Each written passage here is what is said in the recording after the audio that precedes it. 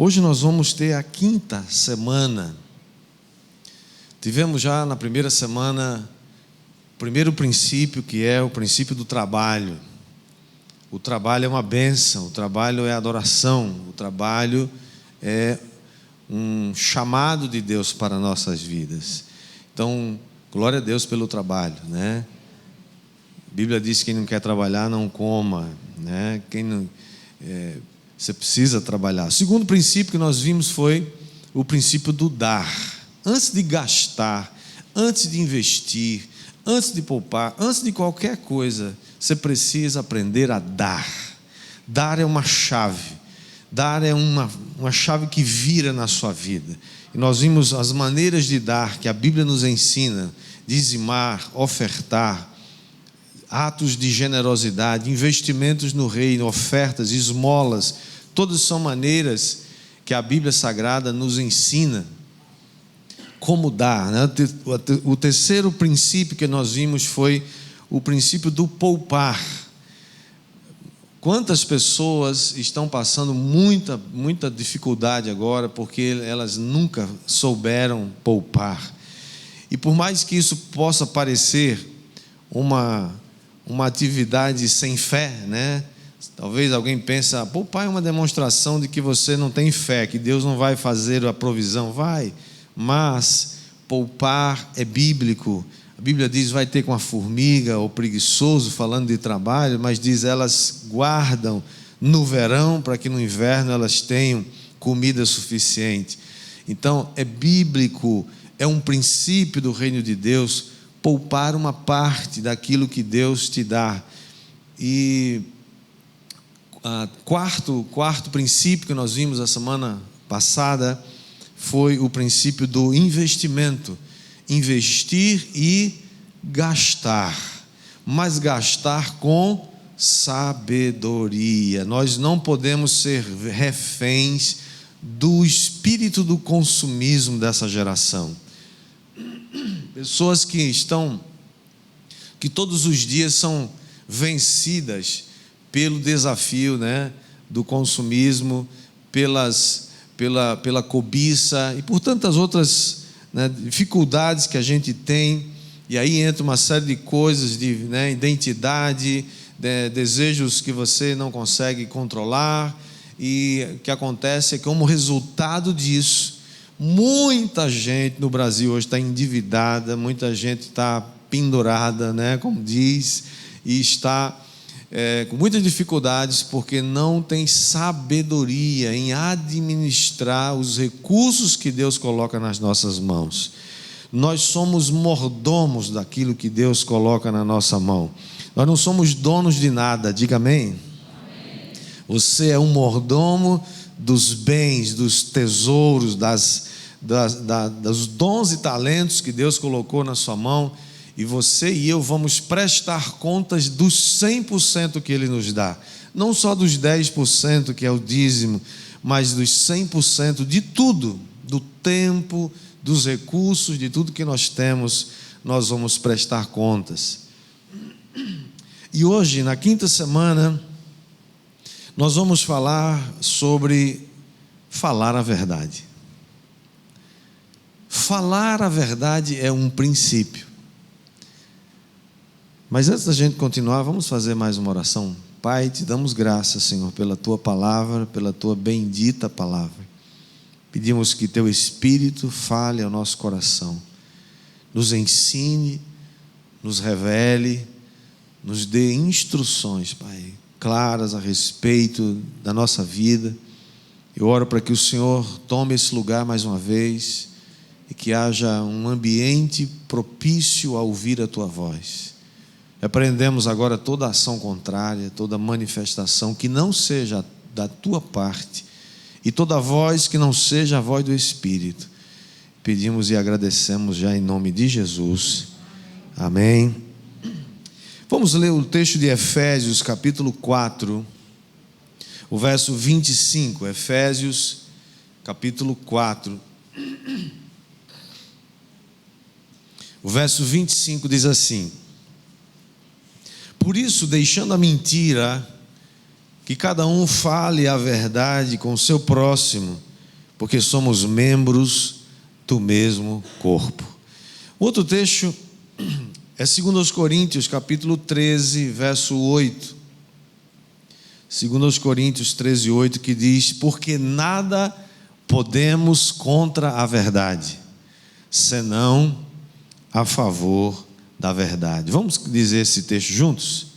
Esse último: porque nada podemos contra a verdade, senão a favor da verdade. O que é a verdade? Essa foi uma pergunta retórica que Pilatos fez a Jesus. Jesus estava sendo interrogado por ele, aquele dia em que ele foi entregue pelos principais sacerdotes. E quando Jesus responde para ele que ele veio exatamente para isso, ele diz: eu para isso nasci e para isso vim ao mundo, para dar testemunho da verdade. E todo aquele que é da verdade ouve a minha voz. E aí Pilatos pergunta: mas o que é a verdade?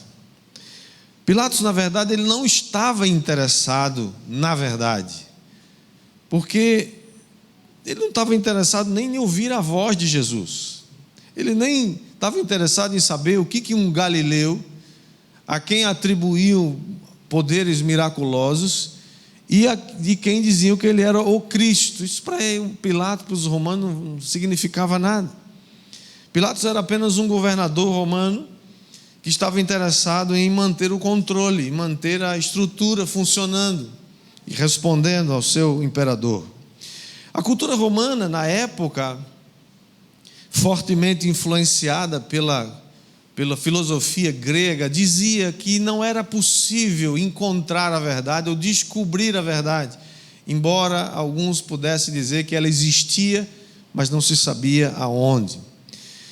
E eu creio, irmãos, que nós estamos vivendo um tempo muito parecido com esse, muito similar com aquela época. Como Pilatos, muitos hoje não creem que exista uma verdade objetiva, não creem que existem absolutos e nem estão interessados, muitas vezes, nessa verdade. Para esses, a verdade, ela pode existir várias verdades. A minha verdade pode ser diferente da sua verdade. É aquilo que eles gostam de chamar de pluralismo, onde todo mundo pode pensar o que quiser, escolher o que quiser, criar a sua lei que quiser. Um mundo que se auto-intitula de pós-moderno, mas na verdade é um mundo líquido, é um mundo plástico, é um mundo sem certezas, é um mundo sem base, sem estrutura, sem fundamento, é um mundo caótico, sem Deus e sem amor. Isso a gente está vendo toda hora ao nosso redor. Não é sem razão que nos últimos dias temos ouvido falar tanto de corrupção, temos ouvido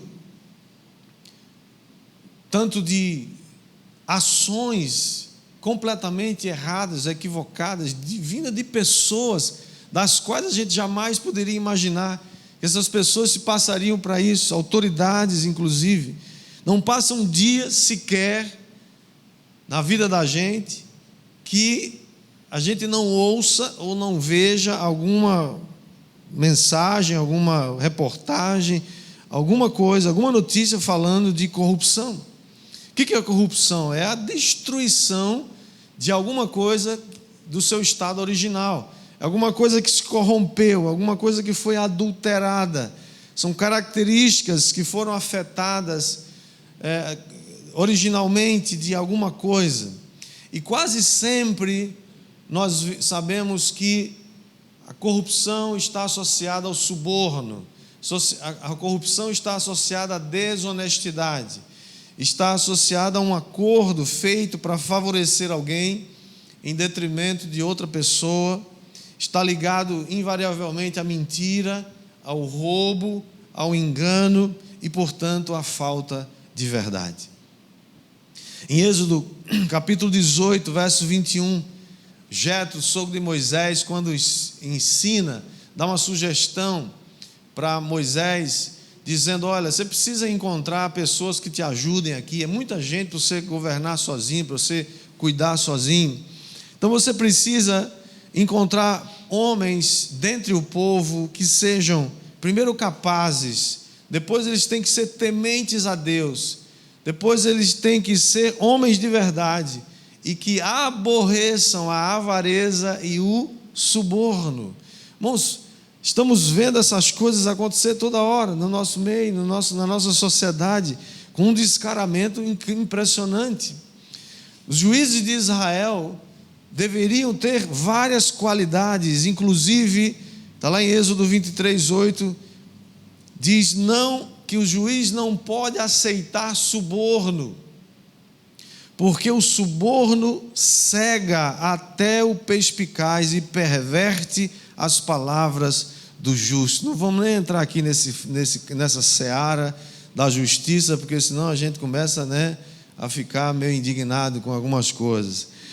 A palavra de Deus diz em Provérbios 15:27 que quem é ávido por lucro desonesto arruína a sua casa, mas o que odeia o suborno, esse viverá. Há muita coisa, infelizmente, que no Brasil não funciona mais sem suborno. Especialmente o pessoal que trabalha na justiça sabe o que eu estou falando. Infelizmente, para vergonha nossa. Vivemos numa época em que a honestidade é relativa. Pessoas escolhem ser honestos em alguma coisa, mas em outras coisas talvez, quem sabe, mais ou menos. Cada um cria ou tenta criar suas leis, cada um acha que pode criar a sua moral, que pode criar sua estrutura de moralidade a seu bel prazer. Nós vemos, por exemplo, alguém que achou uma carteira e a devolveu do jeito que encontrou, com dinheiro, com documento, com tudo dentro, e isso é notícia. Olha que ponto nós chegamos. É notícia.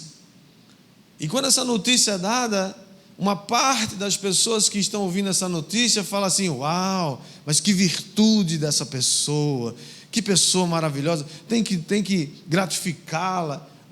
Ser honesto agora precisa de gratificação. E a outra metade fala assim: mané, devia ter ficado com o dinheiro e jogado a carteira fora. É ou não é? E o que dizer de produtos adulterados? O litro que não tem um litro, o quilo que não tem um quilo, tem menos. Talvez aquele espertinho, que vende, acha que é esperto, que vende gato por lebre, que camufla, que esconde, que pinta, esconde a sujeira, esconde a coisa que está lá dentro. Irmãos, essas pessoas, eu fico pensando, será que elas acham mesmo que um dia não serão pegas? Essas pessoas acham mesmo que se ninguém está vendo, será que Deus não está vendo? Será que alguém acha que vai se estabelecer? Será que uma empresa, que uma pessoa, um serviço, um produto vai permanecer baseando a sua ação em cima de falsidade, de fraude? Isso é o maior dos enganos. Uma hora a casa cai, sim ou não?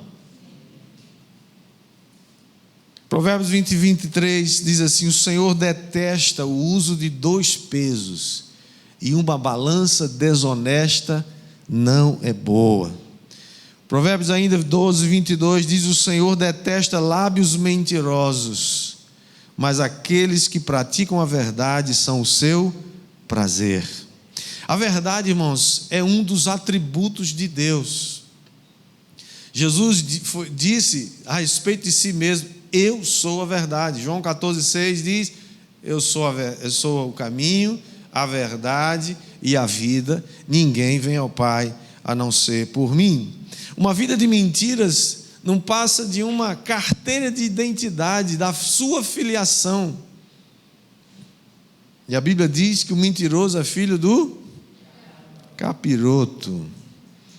João 8,44, Jesus estava falando para aquela galera que se achava, filhos de Abraão, da descendência. E Jesus diz: vocês são do diabo, que é o pai de vocês, e querem satisfazer os desejos dele. ele foi assassino desde o princípio e jamais se firmou na verdade, porque nele não há verdade. Quando ele profere mentira, fala do que lhe é próprio, porque é mentiroso e pai da mentira. Irmãos, nós vivemos numa sociedade mentirosa. Gente que mente tanto que depois ela não sabe mais se ela está falando a verdade ou está mentindo. Ela se perdeu já no emaranhado de tanta mentira. Um dos 10 mandamentos fala: não furtarás.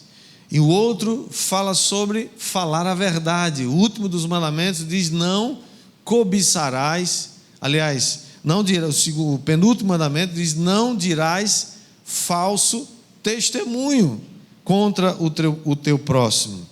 A desonestidade, irmãos, na verdade, é a maneira da gente dizer que Deus não é capaz de nos suprir em todas as nossas necessidades.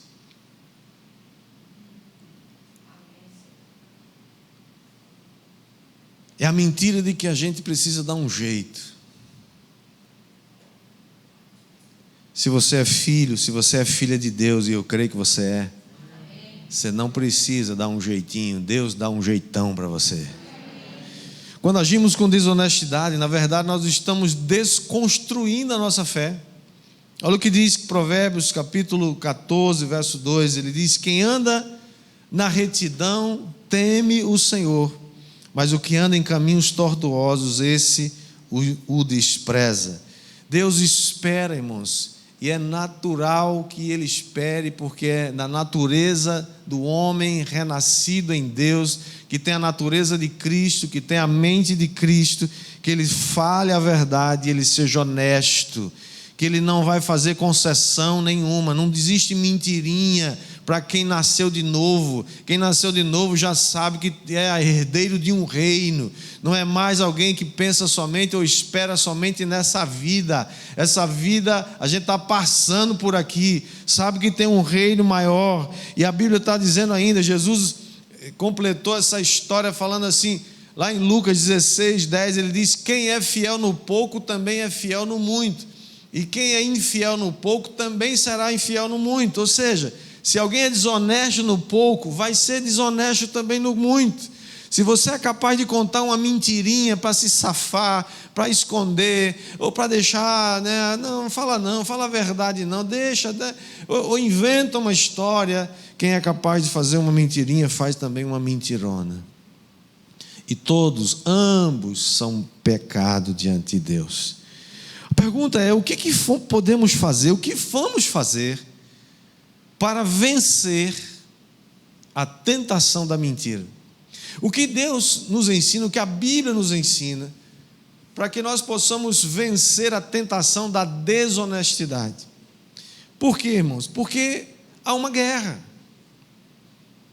Eu creio que a primeira coisa que nós aprendemos e que a Bíblia nos ensina é que nós precisamos decidir falar sempre a verdade. Se você não decide já, agora, antes que a oportunidade aconteça, você vai ser balançado. Meu Deus, e agora? É ou não é? Porque a transgressão é filha da necessidade.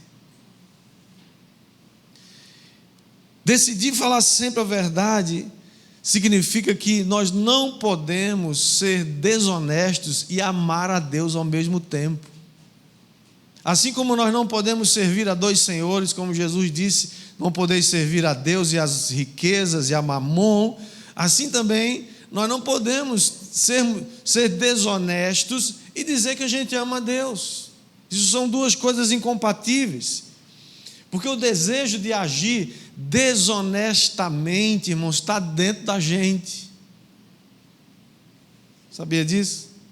Desejo de transgredir está aqui dentro, é o desejo da carne, é a natureza pecaminosa que está dentro de você.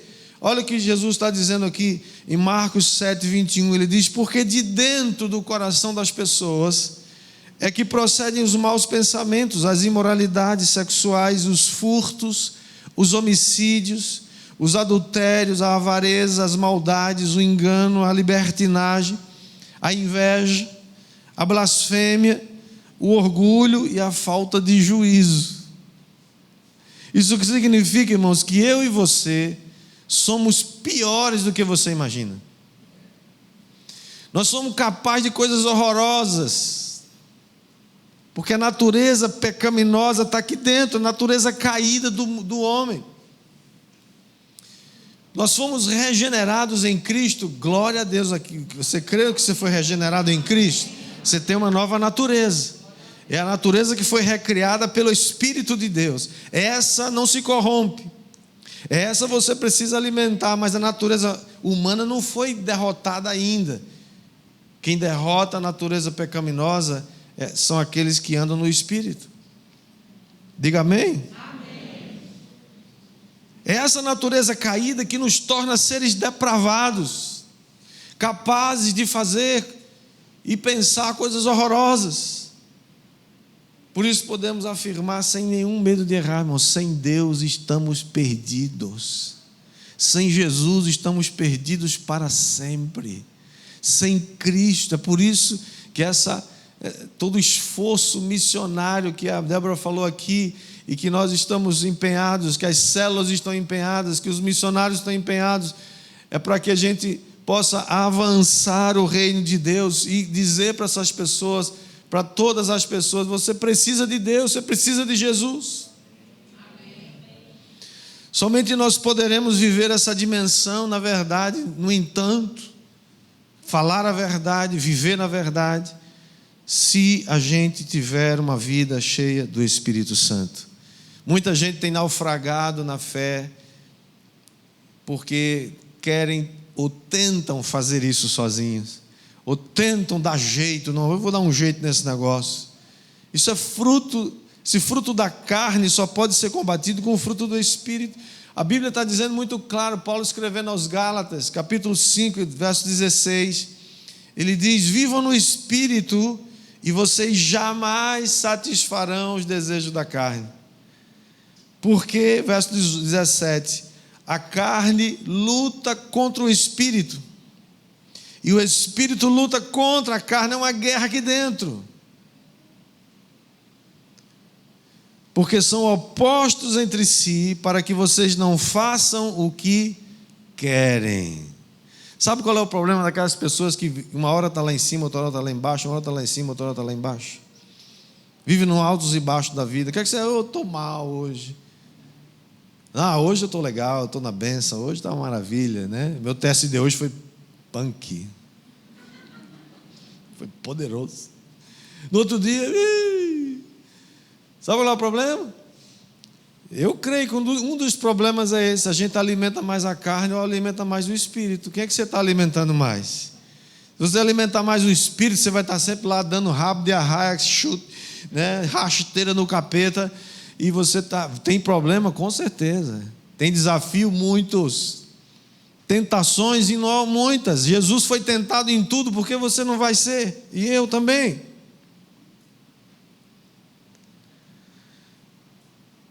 Segundo lugar, o que fazer para vencer a tentação da mentira e andar na verdade?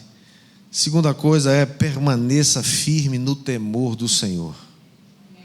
Sabe, irmãos, essa é uma das coisas que a gente mais pode se perder, é quando a gente perde o temor do Senhor. O que vai fazer você, mulher, você, homem, ser fiel à sua esposa, ser fiel ao seu marido, não é o medo de ser descoberto. Porque quando você está a 10 mil quilômetros da sua mulher ou do seu marido, a possibilidade de descobrir é muito pequena. Você vai se manter fiel por causa do temor do Senhor. Você pode estar na lua, Deus está vendo. E a Bíblia diz que não há nada encoberto que um dia não haverá de ser revelado. Não há mentirinha nem mentirona que um dia não seja revelado. Provérbios 16:6 diz: pela misericórdia e pela verdade se expia a culpa, e pelo temor do Senhor se evita o mal. É quem tem o temor do Senhor vai evitar o mal. O que é o temor do Senhor? temor do Senhor não é medo. Você não tem medo de Deus. Você tem uma santa reverência. De que você sabe que você precisa conhecer a Deus. Ninguém vai ter temor do Senhor sem conhecer a Deus. Você tem que conhecer o caráter de Deus. Conhecer o coração de Deus. Deus é o ser mais amoroso do universo. Deus é o ser mais compassivo do universo. Deus é o Deus mais misericordioso do universo, mas Ele também é o Deus mais justo do universo. E a Bíblia diz claramente que Ele nos disciplina. Ai, que negócio é esse? Deus disciplina, pois é. Hebreus 12:10 diz assim: pois eles, os pais, os corrigiam por pouco tempo, segundo melhor lhes parecia. Deus, porém, nos disciplina para o nosso próprio bem, a fim de sermos participantes da sua santidade. Você achava que aquela disciplina era um negócio assim, Deus não me ama, ninguém me ama, Não, é Deus te amando, é Deus nos amando, é Deus corrigindo. Deus é um Deus que corrige, ou seja, não brinca com Deus, gente. Deus é maravilhoso, com certeza, mas Ele vai disciplinar seus filhos. Quem está entendendo, diga amém. Então, primeira coisa, para fugir da tentação, da desonestidade e de falar mentira, qual foi a primeira coisa? Decida sempre falar a verdade. Segunda coisa, não abra mão de viver no temor do Senhor. E a terceira coisa, e a última, escolha amigos que andam também na verdade. Quem são seus amigos? Quem são aqueles que te influenciam? Somos profundamente influenciados pelos amigos que nós escolhemos, para o bem ou para o mal. Eles estão o tempo todo nos inspirando a fazer alguma coisa boa ou má. 1 Coríntios 15:33, a palavra de Deus diz: não se enganem, as más companhias corrompem os bons costumes. Isso significa, irmãos, que nós precisamos realmente evitar conviver com pessoas desonestas. Não significa, claro, que nós não vamos e não podemos nos isolar das pessoas, Não vamos poder nos isolar das pessoas mentirosas, que não falam a verdade, pessoas desonestas, porque se assim fosse, a gente tinha que se isolar do mundo. Até porque essas pessoas são alvo do amor de Deus, são alvos da nossa ação missionária, de evangelizar essas pessoas, de trazê-las, sim ou não? Quando nós convidamos pessoas para a nossa célula, estamos convidando quem? Crente de outra igreja? Nem pensar. Estamos convidando pessoas que ainda não conhecem a Cristo, pessoas que ainda não se renderam a Jesus. E nós precisamos ter relacionamentos com eles, conhecê-los, amá-los. Mas o que a Bíblia está nos ensinando, que nós precisamos vigiar, escolha cuidadosamente aquelas pessoas que terão acesso à sua intimidade. Aquelas pessoas que vão na sua casa, frequentam sua casa, aquelas pessoas com quem você se relaciona muito frequentemente, aquelas pessoas que têm acesso ao seu coração e à sua casa. Você quer vencer a tentação de falar mentira, de ser desonesto? Fuja daqueles que acham que isso é normal, que isso pode, desde que seja para uma boa causa. Que falar mentira, uma mentirinha, pode, desde que seja para abençoar alguém. O diabo nem disfarça mais, E por último, aliás, eu falei por último, o terceiro foi, não é o último não, o último é agora, é o quarto que é o último.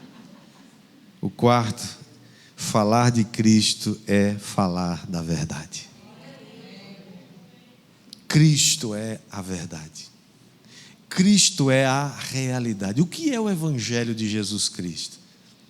É tudo sobre Jesus. Se um dia alguém perguntar para você, qual é a definição de Evangelho? Evangelho é tudo sobre Jesus. Paulo, escrevendo aos Romanos, ele diz: não me envergonho do Evangelho, porque é o poder de Deus para a salvação de todo aquele que crer. Não me envergonho do Evangelho. Jesus disse para os seus discípulos, finalzinho do seu ministério, ele já havia sido ressuscitado, estava próximo para ir para o céu, e ele diz lá em Marcos 16, ele diz: vão por todo mundo e preguem o Evangelho a toda criatura, aonde tiver uma criatura nesse mundo.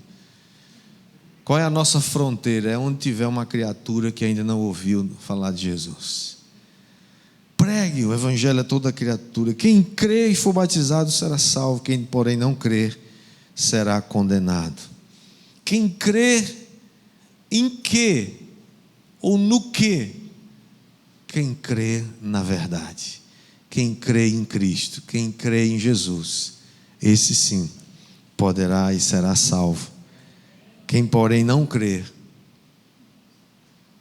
será condenado. Queria chamar a banda aqui, por favor. Pastor, mas falar sobre isso não é um assunto, esse é um assunto assim